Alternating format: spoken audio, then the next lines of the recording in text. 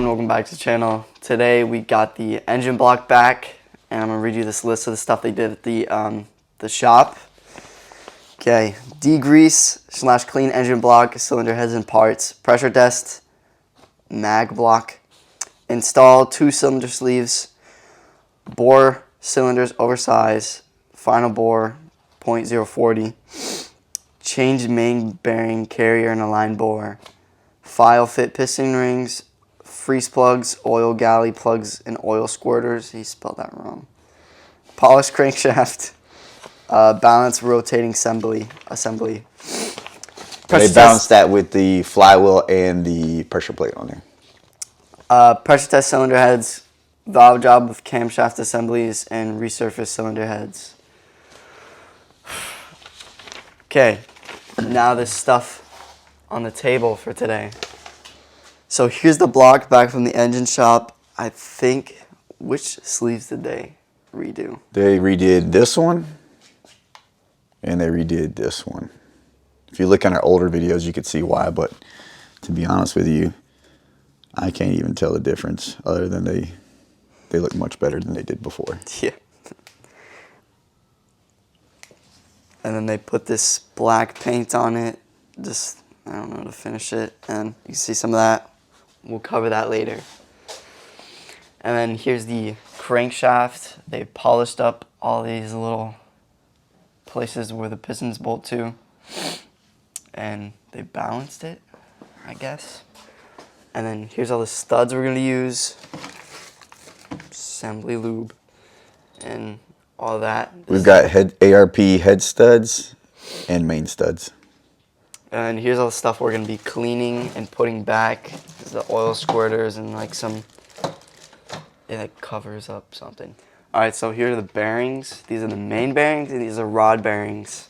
The rod ones go straight into the inside of the rod, and the main bearings are the ones that like bolt straight to the crankshaft. And then here's the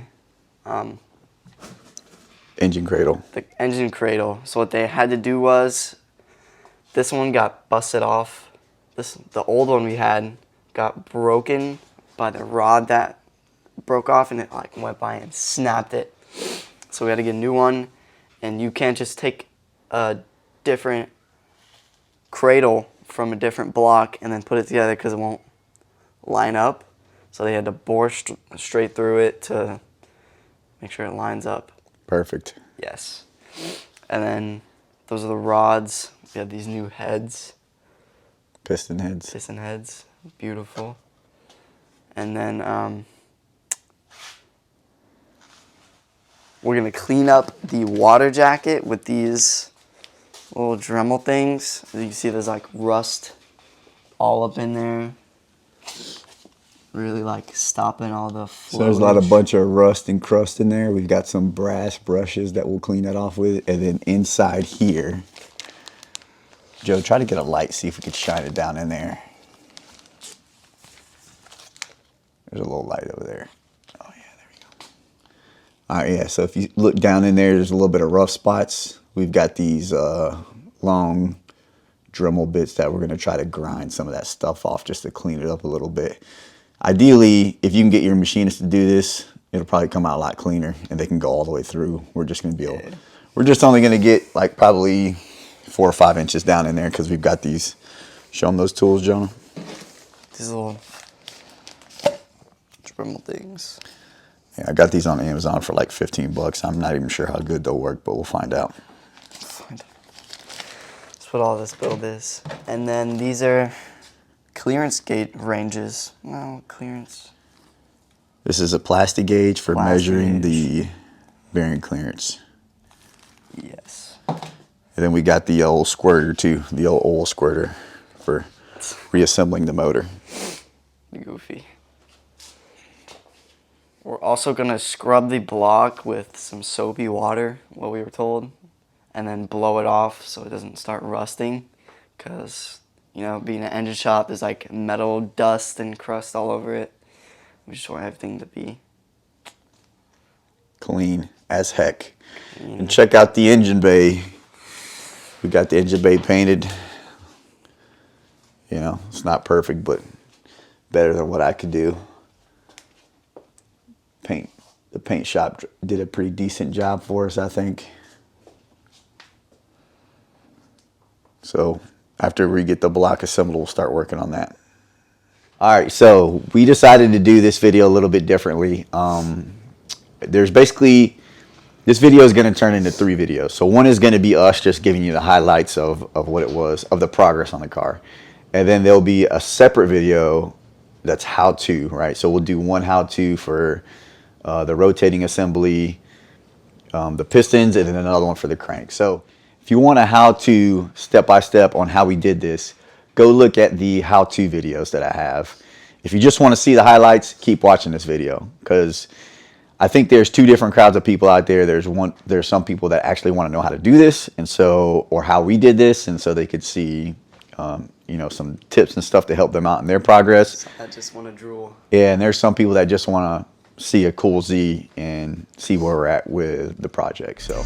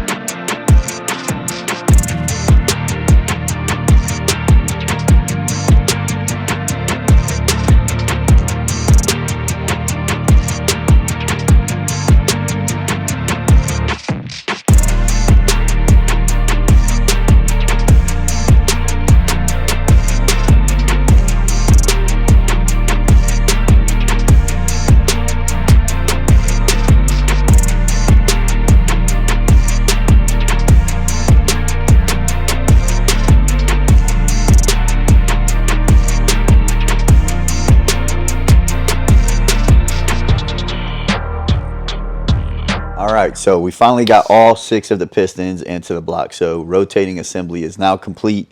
It was definitely a challenge. Alright, so some lessons learned and some tips and tricks that I would tell you. First, triple check everything. Make sure all your ring gaps are in the right direction. Make sure you got your bearings clean. Clean everything as much as you can. Make sure everything's in the right direction. Make sure everything's a spec just like it should be. As far as a ring compressor, honestly, I don't think there was much of a difference between the 2. You like this one better? Yeah. Yeah, I mean, this one was easier to load for sure. You just kind of slid it in there and tilted it back and forth. This one was kind of a pain in the ass to load, but, you know, it is what it is. But at the end of the day, we were able to get 4 pistons in with this one, no issues. And then those last 2 pistons, number 4 and number 6, those are the ones where the piston rings broke. So we tried this one. I don't think it was this that helped us. I think it was more of, instead of having the crank at top dead center, we had it at bottom dead center. Because what we saw happen on piston number 4 was when we hammered it in, it stopped when it hit the crank, because it was, you know, you can line the dot forward, but that doesn't mean you're going to not be off by a millimeter or 2. So the crank stopped it, and then it put a little scratch on the crank. Luckily not on the bearing surface. So we cleaned it up, and then we ended up, I said, hey, let's try putting the crank at bottom dead center for that piston. And we did that, and it worked beautifully. We got the first one in, first go, and then the second one, like second or third go, it went in. So if there's some engine builders out there, please comment. Like, what do you think? What should the position of the crank be?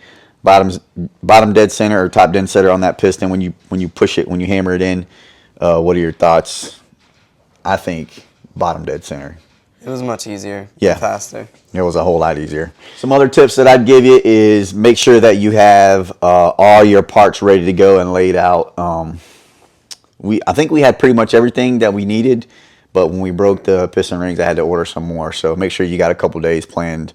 If it's your first time doing it, if you're an expert, I think, you know, the next time we do this, we probably can get it done in the afternoon. It won't be so bad.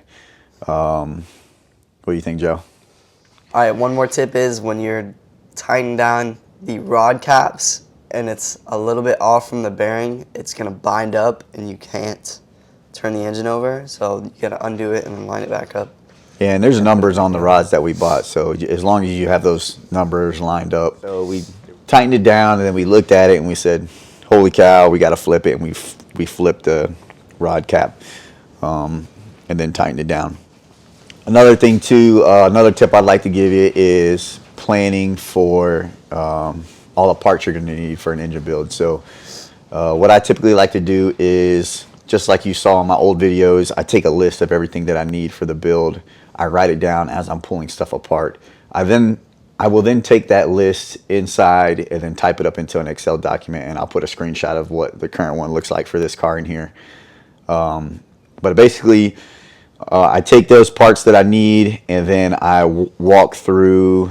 I'll look at the parts number first. I'll put that in one column, and then I'll put what I need and what the quantity is in another column. And then I'll put the website that I find it at. Now, for most of this stuff that we used on this engine build, we went to Z1 Motorsports. But really, when it comes to Z parts, you've got Z1 Motorsports, Concept Z, and then there's the Z Store. I think it's what it's called, the Z Store. So I'll pull the part number, I'll search the part number in Google, I'll check those websites for those part numbers, and I'll just search a few websites until I find the best price. And when I get ready to order, I'll order one order from Concept Z, one order from Z1 or eBay or whatever, whoever has the cheapest price. So the next step on this motor is to throw the heads on, the oil pan, and all the associated parts. So that's what we'll do next. Stay tuned for the video, and hopefully we get this thing done soon. We're out.